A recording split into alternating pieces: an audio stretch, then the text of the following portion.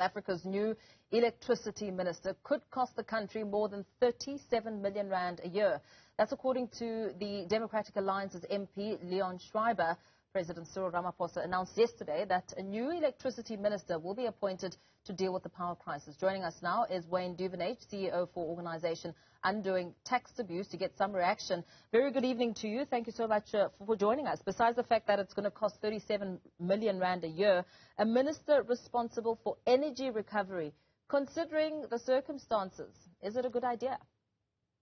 No, not at all. I think this is the sign of desperation. You know, when you start throwing people and new cabinet or ministries into the equation because you can't resolve the problem with two ministries, by the way, already, with DPE and DMRE, that are supposed to be in charge of making sure we've got long-term energy security, so DMRE, and fixing Eskom at the DPE. Now you think that another minister of electricity is going to be thrown into the mix and fix this problem? We don't think so. In fact, it starts to blur the lines of accountability, and it's a sign of a president who doesn't have trust in his current departments to fix it, so he'll put in another department closer to him to try and deal with this. This is really bad decision-making. It's bad leadership. We don't think in fact, it's going to make matters worse. Yeah, because Business Unity South Africa has also weighed in, saying that this is going to create a lot of confusion to people who are already confused.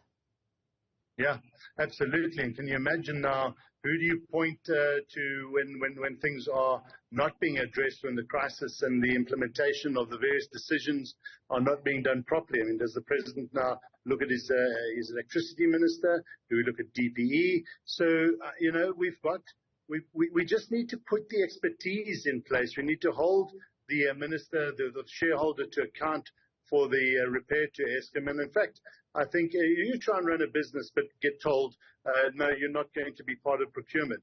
So how do you fix Eskom if they're not in charge of the procurement of energy, which now sits with DMRE under Gwede Mantashe? I mean, just those irrational decisions, and the current structure's wrong. And they're just making it worse by putting in a third structure that's going to try and fix electricity. It really is going backwards, quite frankly. Yeah. Another standout announcement from yesterday's address was the declaration of South Africa's energy crisis as a national state of disaster. What do you make of that?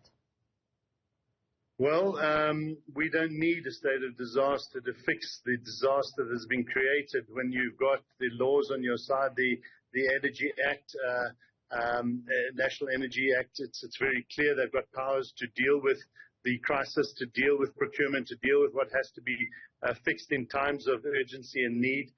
So it doesn't make sense to now go and declare it a state of disaster. We're looking at that decision. Our lawyers are looking at it right now, and we'll make a decision Monday or Tuesday whether we're going to challenge that. Because we're worried that it opens the door for relaxation of EIAs and other requirements, and the impact on the economy, and it allows the shoe-in of decisions like, well, let's bring car power ships in, let's just start fracking in the Karoo now, let's do the seismic evaluations off the coastline, and it just really is the wrong way to go about fixing this crisis. A disaster is not needed.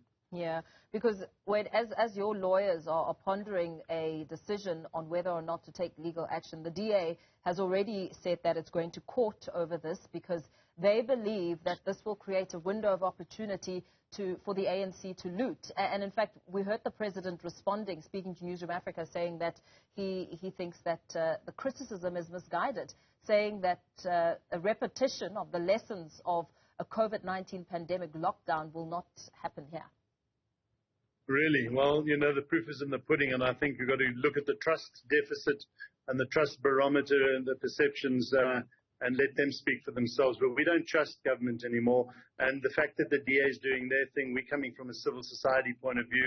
The cases may have similarities, may not, but from a civil society point of view, everything points to the fact that it's not required, it's not going to do us any favors. In fact, it's going to open the doors for things to go wrong. So we believe it has to be challenged, and we believe that other organizations looking at the same thing. This is not a disaster of an earthquake, or this is not a disaster of a pandemic created by viruses. This is a self-made disaster where they have all the laws in place, all the mechanisms in place to fix it, and they're just not using those. So it just doesn't make sense. Should efforts for a legal challenge fail, what do you think will now be the impact of this declaration, and what will be needed to win the trust of South Africans? Because the President speaks very confidently, saying that it's not going to happen, there will be no looting. Well, there's some confidence instilled in us when the Auditor General of South Africa is brought in early enough to watch the procurement processes. But that's the procurement. That's in the spending. The big issue here is allowing a decision. Let's take car power ships. So we're in court on that, by the way. They lack the transparency in giving us information that allowed NERSA just to grant them a license without even having an EIA. So we're stopping it there. But now if the state of disaster allows them to circumvent the need for an EIA, well, then we've got to start challenging them on, well, where's the rationality? And they don't have to have rationality. Government can make very expensive and stupid decisions under the guise of a state of disaster. So look, we're going to have to weigh it up. I think civil society is going to be called to come forward and make it very difficult for government to abuse this position if it is there. We've still got to see the regulations that come with it as well. But the high-level decision on a state of disaster is uncalled for right now. When it comes to car power ship, do you think there's also some concern around why there's a proposed 20-year deal? Why that number? Well, exactly. Why do you encumber a country to a deal which was priced pre-Ukraine war, prices of gas at 220 billion rand, probably closer to 500 billion rand, for 20 years to try and mitigate a 3 to 4 year constraint and an issue?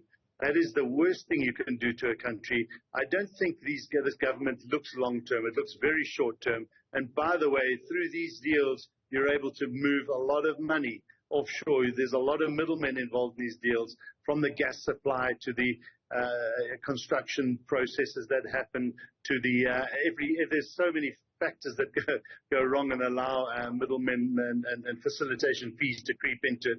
And again, we don't trust government. There's too much of this that's been happening in the past, and the car power ships deal would be a disaster for this country. Very well. Thank you so much, Wayne. Thanks for weighing in on this. Wayne Duvenage, CEO for the organization Undoing Tax Abuse, weighing in there about a minister responsible for energy recovery, the Minister of Electricity, as well as the state of disaster declared around the electricity crisis.